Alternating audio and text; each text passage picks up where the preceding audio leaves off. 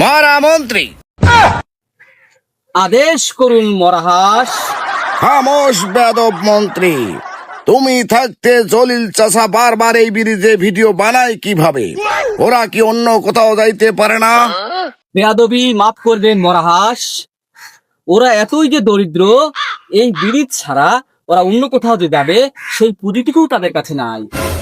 খামোশ মরা মন্ত্রী, আমার রাজ্যে এরকম ভিখারি ভিডিও বানায় কিভাবে? বেয়াদবি মাফ করবেন মহারাজ। এরা ফেসবুকে চক্করে পড়ে ভিডিও বানাতে বানাতে ভিখারি হয়ে গেছে।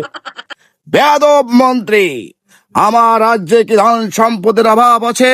যাও এক্ষুনি ওদেরকে ডেকে এনে আমার ভান্ডার থেকে কিছু ধন রত্ন দিয়ে দাও, যাতে ওরা বিভিন্ন জায়গায় গিয়ে ভিডিও বানিয়ে আমার রাজ্যের মুখ উজ্জ্বল করতে পারে।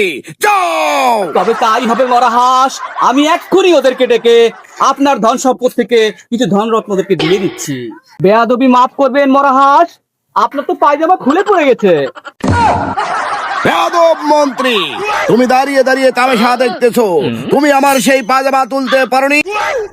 বেয়াদবি মাফ করবেন মহারাজ, আপনার ওই নোংরা পায়জামা আমি তুলতে পারবো না। তবে বেশ, আমার পাজামা তুলতে তোমার যদি সমস্যা হয়ে থাকে, তাহলে আমার রাজ্যে তোমার চাকরি করার দরকার নেই। এখনই তুমি আউট হয়ে যাও। যাও।